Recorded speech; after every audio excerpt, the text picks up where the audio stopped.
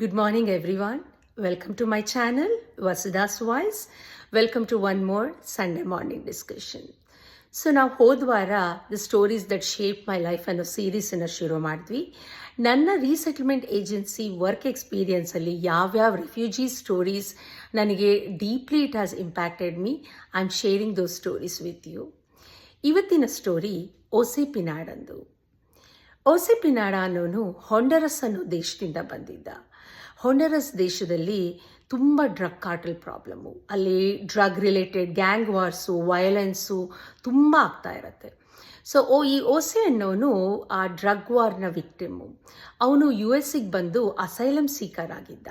Asylum speaker ಅಂದರೆ ನಾನು ವಾಪಸ್ ಹೋದರೆ ನನ್ನ ದೇಶದಲ್ಲಿ ನನಗೆ ಜೀವ ಬೆದರಿಕೆ ಇದೆ, ಸೊ ಹಾಗಾಗಿ ದಯವಿಟ್ಟು ನಿಮ್ಮ ದೇಶದಲ್ಲಿ ನನಗೆ ಇರೋಂಥ ವ್ಯವಸ್ಥೆ ಮಾಡಿಕೊಡಿ ಅಂತ ಅಪ್ಲಿಕೇಶನ್ ಹಾಕ್ತಾರೆ. ಅವರಿಗೆ ಅಸೈಲಮ್ ಸೀಕರ್ಸ್ ಅಂತ ಅಂತಾರೆ. ಸೊ ಅಸೈಲಮ್ ಸೀಕರ್ ಆಗಿದ್ದ. ನಾನು ಅವನನ್ನು ಮೀಟ್ ಮಾಡಿಬಿಟ್ಟು ಅವನದು ಅಗೈನ್ ಇಂಟರ್ವ್ಯೂ ಎಲ್ಲ ಮಾಡಬೇಕಾಗಿತ್ತು. ಬಟ್ ಅವನು 2 ದೊಡ್ಡ ಮೌತ್ ಮಾಸ್ಕ್ ಹಾಕ್ಕೊಂಡಿದ್ದ, ಒಂದು ಹ್ಯಾಟ್ ಹಾಕ್ಕೊಂಡಿದ್ದ. ಸೊ ನನಗೆ ಅವ್ನು ಕಣ್ಣು ಬಿಟ್ಟು ಇನ್ನೇನೂ ಕಾಣ್ತಾನೆ ಇರಲಿಲ್ಲ. ಸೊ ಮೌತ್ ಮಾಸ್ಕ್ ತೆಗಿತೀಯಾ, ನಾನು ಮಾತಾಡಬೇಕು ಅಂತಂದಾಗ ಇಲ್ಲ, ಐ ಆಮ್ ನಾಟ್ ಕಂಫರ್ಟಬಲ್ ಅಂತಂದ. And we have to respect that. ಸರಿ ಅಂದ್ಬಿಟ್ಟು ನಾನು ಅವನು ನೋಡೇ ಇರಲಿಲ್ಲ, ಬರೀ ಕಣ್ಣು ಮಾತ್ರ ಕಾಣ್ತಿತ್ತು. ಸೊ ಕೆಲಸ ಕೊಡಿಸ್ಬೇಕಾದ್ರೆ ಈಗೇನು ನಂದು ಡಿಪಾರ್ಟ್ಮೆಂಟ್ ಎಂಪ್ಲಾಯ್ಮೆಂಟ್, ನಾನು ಅಲ್ಲೇ ಹತ್ತಿರದಲ್ಲಿ ಅವನಿರೋ ಅಪಾರ್ಟ್ಮೆಂಟಿಗೆ ಹತ್ತಿರದಲ್ಲಿ ನಡ್ಕೊಂಡು ಹೋಗೋ ಡಿಸ್ಟೆನ್ಸಲ್ಲಿರೋ ಒಂದು ಫಾಸ್ಟ್ ಫುಡ್ ಚೈನಲ್ಲಿ ಅವನಿಗೆ ಕೆಲಸ ಕೊಡಿಸಿದ್ದೆ. 2 ದಿನಕ್ಕೆ ಕೆಲಸ ಬಿಟ್ಟು ಬಂದು ನಾನು ಆಫೀಸಲ್ಲಿ ಮೀಟ್ ಮಾಡ್ದೆ. ನಾನು ಯಾಕೆ ಕೆಲಸ ಬಿಟ್ಟೆ ಅಂತಂದೆ. ಇಲ್ಲ, ನನಗೆ ಭಯ ಆಗುತ್ತೆ, ಅಲ್ಲಿ ಎಲ್ಲರೂ ನನ್ನನ್ನು ನೋಡಿಕೊಂಡು ಒಂದಿಷ್ಟು ಜನ ಏನೋ ಮಾತಾಡ್ತಿದ್ರು ಅಂತ. ಏನಕ್ಕೆ ಭಯ ಅಂತ ಕೇಳಿದೆ. ಈಗೇನು ಹೇಳಲಿಲ್ಲ ಅವನು. ಓಸೆ ತುಂಬ ಮಾತು ಕಡಿಮೆ ಆಡ್ತಿದ್ದ, ಹೇಳಲಿಲ್ಲ. ಯಾರು ನೋಡ್ಕೊಂಡು ಮಾತಾಡ್ತಾರೆ, ಏನು ನೋಡ್ಕೊಂಡು ಮಾತಾಡ್ತಾರೆ, ನಿನ್ನ ಮುಖನೇ ಕಾಣಲ್ಲ, ನಿನ್ನ ಕಣ್ಣು ಮಾತ್ರ ಕಾಣ್ತಾ ಇದೆ, ಸೊ ಯಾರು ಮಾತಾಡ್ತಾರೆ. ಈಗೇನು ಅದಕ್ಕೇನೂ ಮಾತಾಡಲಿಲ್ಲ ಅವನು. ಆ್ಯಂಡ್ ಒಂದು ನಾನು ನೋಟಿಸ್ ಮಾಡಿದ್ದೇನು ಅಂತಂದರೆ, ಓಸೆಗೆ ಯಾವಾಗಲೂ ಭಯ. ಅವನಿಗೆ ಹಿಂದೆ ಮುಂದೆ ನೋಡ್ತಾ ಇದ್ದ, ತುಂಬ ಬೆವರ್ತಾ ಇದ್ದ. And I could make out that he scared. ಏನಕ್ಕೆ ಭಯ ನಿಂಗೆ ಓಸೆ ಅಂದರೆ, ಈಗೇನು ಮಾತಾಡ್ತಿರ್ಲಿಲ್ಲ. ಎಷ್ಟು ಮಾತಾಡ್ಸೋಕೆ ಟ್ರೈ ಮಾಡಿದ್ರು ಮಾತಾಡ್ತಿರ್ಲಿಲ್ಲ. ಒಂದೊಂದ್ಸಲ ನನಗೂ ಸಿಟ್ಟು ಬರ್ತಿತ್ತು, ಫ್ರಸ್ಟ್ರೇಟ್ ಆಗ್ತಿತ್ತು. But I tried my best not to be judgemental ಅಂತ. ಸರಿ, ಆ ಕೆಲಸ ಬಿಟ್ಟು ಬಂದೆ. Give me some time, I will try to find you one more job ಅಂತ ಅಂದೆ. ಸೊ ಇಲ್ಲೇ ನಾವಿರೋ ಜಾಗದಲ್ಲಿ ಒಂದು ದೊಡ್ಡ ಫುಡ್ ಮ್ಯಾನುಫ್ಯಾಕ್ಚರಿಂಗ್ ಏಜೆನ್ಸಿ ಇದೆ, ಅಲ್ಲಿಗೆ ಹೋಗ್ಬಿಟ್ಟು ಅವ್ರಿಗೆ ಕೇಳಿಕೊಂಡೆ. And they said yes. So ಅವನಿಗೆ ಹೇಳಿದೆ ಇಂಟರ್ವ್ಯೂ ಇದೆ, ಆ್ಯಂಡ್ ನೀನು ಇಂಟರ್ವ್ಯೂ ಮಾಡಿದ್ಮೇಲೆ ಕೆಲಸ ಕೊಡ್ತಾರೆ, ಇಂಟರ್ವ್ಯೂ ನೀನು ನನ್ನ ಜೊತೆ ಇರು ಅಂತಂದ. ನಾನು ಕೇಳ್ತೀನಿ, ಐ ಡೋಂಟ್ ನೋ ಅವರು ನನ್ನನ್ನು ಅಲೋ ಮಾಡ್ತಾರೋ ಇಲ್ಲೋ, ಮಾಡಿದ್ರೆ ನಾನು ಇರ್ತೀನಿ ಅಂತಂದೆ. ಯಾಕಷ್ಟು ಭಯ ಮತ್ತೆ ಕೇಳಿದೆ. ಓಸೆ ಏನಾಯಿತು, ಯಾಕಷ್ಟು ಭಯ? ಏನೂ ಮಾತಿಲ್ಲ ಅದಕ್ಕೆ. ಸರಿ, ಇಂಟರ್ವ್ಯೂಗೂ ನಾನು ಅವ್ನ ಪಕ್ಕ ಕೂತ್ಕೊಂಡಿದ್ದೆ. ಇಂಟರ್ವ್ಯೂ ಮಾಡ್ದ. ಅವನ ಭಾಷೆಯಲ್ಲೇ ಮಾಡಿದ್ರು, ಇಂಟರ್ಪ್ರಿಟರ್ ಇಟ್ಕೊಂಡ್ಬಿಟ್ಟು ಸ್ಪ್ಯಾನಿಷಲ್ಲಿ. ಆಯಿತು, they said he can start. ಅವನಂದ, ನೀ ನನಗೆ ಡ್ರಾಪ್ ಮಾಡಬೇಕು, ಪಿಕ್ ಮಾಡಬೇಕು ದಿನ ಅಂತಂದ. I said no, because he came across as someone who is very demanding. ತುಂಬ ಡಿಮ್ಯಾಂಡಿಂಗ್ ಅನ್ಸ್ದ ಅವನು. ಮಾತು ಕಡಿಮೆ, ಥ್ಯಾಂಕ್ಸ್ ಇಲ್ಲ, ಏನೂ ಇಲ್ಲ, ನಾನು ಡ್ರಾಪ್ ಮಾಡು ಅಂತಂದ. ನಾನಂದರೆ ಡ್ರಾಪ್ ಮಾಡಿ ಪಿಕ್ ಮಾಡೋಕ್ಕಾಗಲ್ಲ ನನಗೆ. ಏನಕ್ಕೆ ಡ್ರಾಪ್ ಮಾಡಬೇಕು, ನಾನು ಹಿಂಗೆ ಬಸ್ ಪಾಸ್ ಕೊಡ್ತೀನಿ ಆ್ಯಂಡ್ ಸೈಕಲ್ ತೆಕ್ಕೊಡ್ತೀವಿ, you have to manage on your own. ಇಲ್ಲ ಪ್ಲೀಸ್ ನನಗೆ ಡ್ರಾಪ್ ಮಾಡು ಪ್ಲೀಸ್ ಅಂದಿದ್ದು ಫಸ್ಟ್ ಟೈಮ್ ಅವನು. ಸರಿ, ನಾನಂದರೆ ಬೆಳಗ್ಗೆ ನಾನು ಡ್ರಾಪ್ ಮಾಡ್ತೀನಿ, ಬಟ್ ಸಂಜೆ 6:30 ನನಗೆ ಪಿಕ್ ಮಾಡೋಕ್ಕಾಗಲ್ಲ. I also have family. ನಾನು 5 o'clock ನಾನು ಮುಗ್ಬಿಡೋದು ಕೆಲಸ, ನಾನು ಹೋಗಬೇಕು, I cannot. So he was happy, at least one ವೇನಲ್ಲಿ ಪಿಕ್ ಮಾಡ್ತೀಯಲ್ಲ ಅಂತ. ಅರೌಂಡ್ 2 weeks ಪಿಕ್ ಮಾಡಿದೆ ನಾನು. ಪಿಕ್ ಮಾಡ್ಬಿಟ್ಟು ಅವನನ್ನು ಡ್ರಾಪ್ ಮಾಡ್ತಾನೋ ಅಷ್ಟೇ, ಏನೂ ಮಾತಿಲ್ಲ. ಏನು ಅಂದರೆ ಏನೂ ಮಾತಿಲ್ಲ. ನಾನೇ ಮಾತಾಡಿಸ್ತಿದ್ದೆ, how was your day Jose, ನೆನೆ ಹೆಂಗಿತ್ತು, ಗುಡ್, ಎಸ್, ನೋ, ಅಷ್ಟೇ ಮಾತು. ಐ ವಾಸ್ ಲೈಕ್, ಎಷ್ಟು ಮಾಡಿದ್ರು ಎಷ್ಟೇ ನೋಡು, ಕೆಲವ್ರಿಗೆ ಸಿಬೋರಾಮನ್ ಥರದವರು ಇರ್ತಾರೆ, ಇವನ್ ಥರದವರು ಇರ್ತಾರೆ ಅಂತ ಅನ್ನಿಸ್ತಿತ್ತು ನನಗೆ. ಸೊ ಆಯಿತು, 2 weeks ನಾನು ಪಿಕ್ ಮಾಡಿದೆ. ಆಮೇಲೆ ಅವನಿಗೆ ಸೈಕಲ್ ತೆಕ್ಕೊಟ್ಟಿದ್ವಿ, ಹೋಗಿ ಬಂದು ಮಾಡ್ತಿದ್ದ. ಯೂಶ್ವಲಿ ಫಸ್ಟ್ ಸ್ಯಾಲ್ರಿ ಬಂದಮೇಲೆ ಅವ್ರು ಕಾಲ್ ಮಾಡಿಬಿಟ್ಟು ನಮಗೆ ಹೇಳ್ತಾರೆ, ಥ್ಯಾಂಕ್ ಯು ಅದೆಲ್ಲ ಹೇಳ್ತಾರೆ. ಇವನು ಏನೂ ಇಲ್ಲ. ಹೇಗೇನು ಅನ್ನಿಸ್ತಿತ್ತು ನನಗೆ, ಸಿಟ್ಟು ಬರ್ತಿತ್ತು, ನನಗೂ ಫ್ರಸ್ಟ್ರೇಟ್ ಆಗ್ತಿತ್ತು, ಎಂತೆಂಥವ್ರು ಇರ್ತಾರಲ್ಲ ಅಂತ ಅನ್ನಿಸ್ತಿತ್ತು. ಅದಾದಮೇಲೆ ಹೀಗೆ ಆಯಿತು, ಒಂದು 2 months ಆಯಿತು. ನಾನೇ ಕಾಲ್ ಮಾಡ್ತಿದ್ದೆ, ಹೇಗಿದೆಯಾ ಏನು ಅಂತೆಲ್ಲ. ಗುಡ್, ಥ್ಯಾಂಕ್ ಯುನೂ ಇಲ್ಲ, ಗುಡ್, ಎಸ್, ನೋ, ಅಷ್ಟೇ.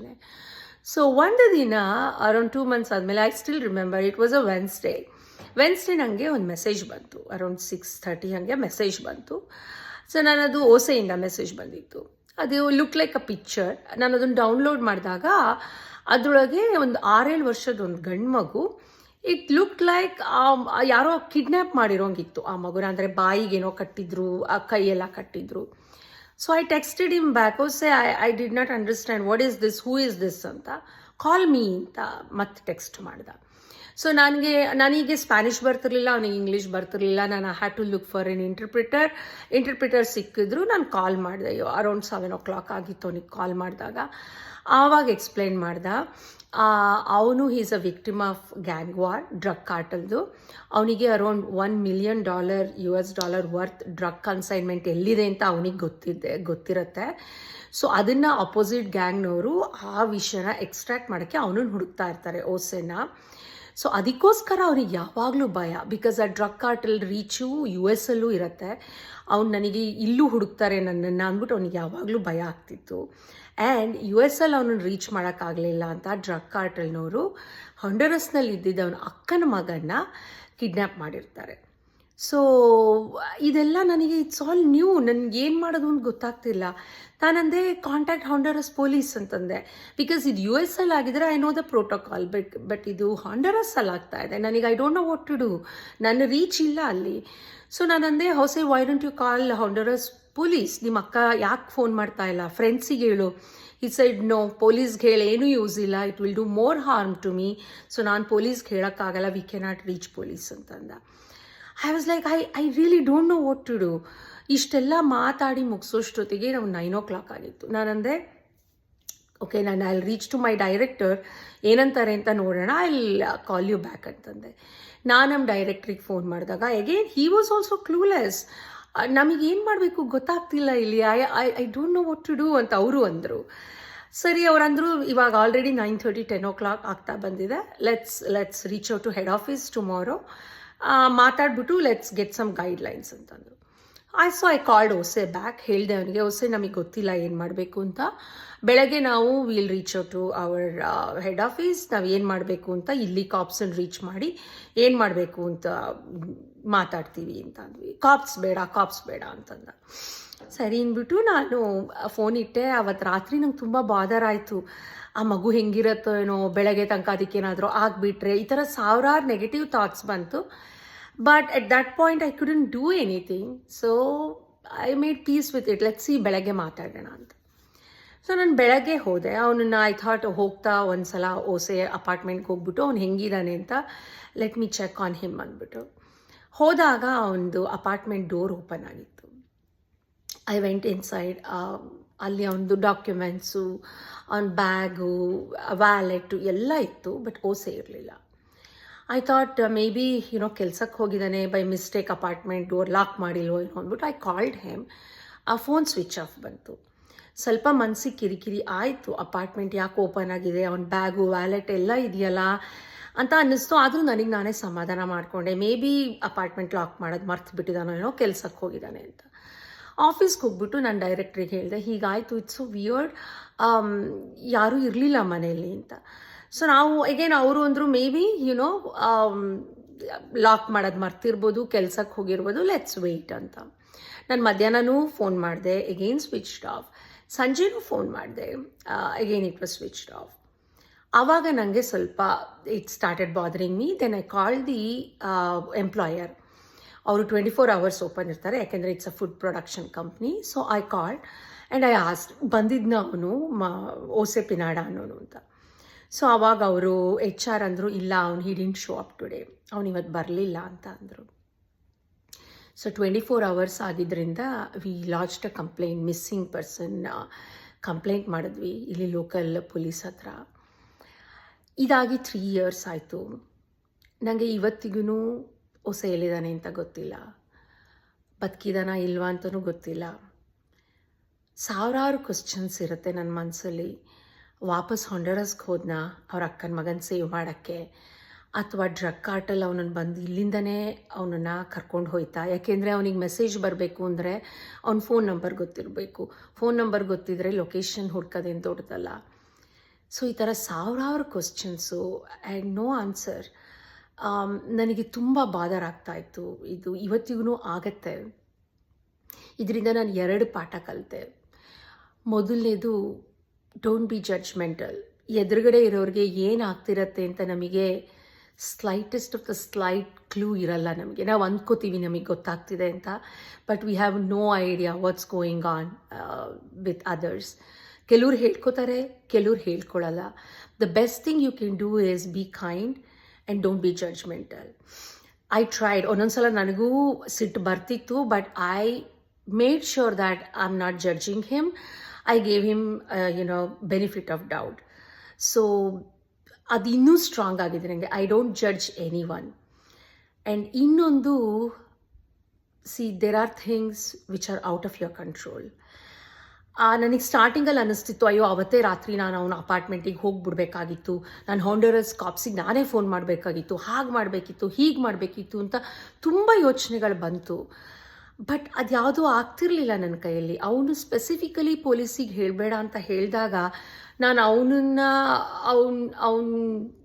ಅದನ್ನು ಮೀರಿಬಿಟ್ಟು ನಂಗೆ ಹೋದರೆ ನಾನು ಇನ್ನೂ ಹಾರ್ಮ್ ಮಾಡಿಬಿಡ್ತೀನಿ ಅನ್ನೋ ಭಯ ಇತ್ತು.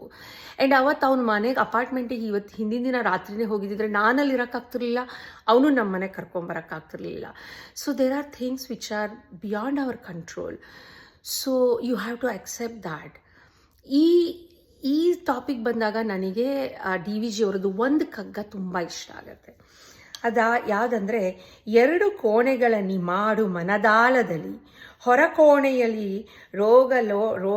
ಲೋಕರಾಟಗಳ ನಾಡು, ವಿಮರಿಸೊಬ್ಬನೆ ಮೌನದೊಳ ಮನೆಯ ಶಾಂತಿಯಲ್ಲಿ, ವರಯೋಗ ಸೂತ್ರವಿದು ಮಂಕುತಿಮ್ಮ. ಎಷ್ಟು ಚೆನ್ನಾಗಿ ಹೇಳ್ತಾರೆ ಅಂದರೆ, ನಿನ್ನ ಮನಸ್ಸಲ್ಲಿ 2 ಕಂಪಾರ್ಟ್ಮೆಂಟ್ ಮಾಡು. ಹೊರಗಡೆ ಕಂಪಾರ್ಟ್ಮೆಂಟಲ್ಲಿ ಈ ಥರ ಎಲ್ಲ ಜಂಜಾಟಗಳು, ಹಂಗೆ ಮಾಡಬೇಕಿತ್ತು, ಹಿಂಗೆ ಮಾಡಬೇಕಿತ್ತು, ಅದು ಮಾಡಬೇಕಿತ್ತು, ಇದು ಮಾಡಬೇಕಿತ್ತು, ಎಲ್ಲ ಜಂಜಾಟಗಳು. ಆದರೆ ಒಳಗಡೆ ಕಂಪಾರ್ಟ್ಮೆಂಟಲ್ಲಿ have some peace of mind and know that you have done whatever you could have done.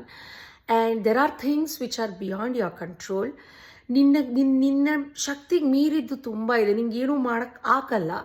ಅದನ್ನು ಆಕ್ಸೆಪ್ಟ್ ಮಾಡಿಕೊಂಡು, ಸೊ ಈ 2 ರೂಮನ್ನ ಮಾಡು ಅಂತ ಹೇಳ್ತಾರೆ. ನನಗೆ ತುಂಬ ಇಷ್ಟ ಆಗುತ್ತೆ.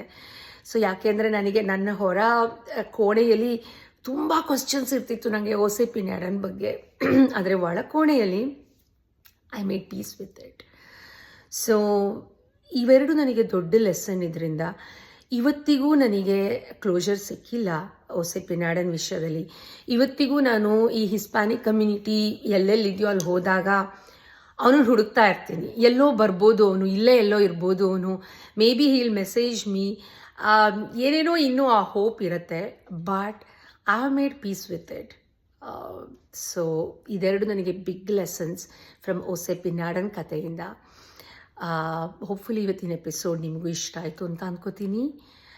Let's meet again next Sunday with one more episode of stories that have shaped me. Take care. ಲೋಕ ಸಮಸ್ತ ಸುಖಿನೋ ಭವಂತು. Stay happy. Never stop learning because life never stops teaching you.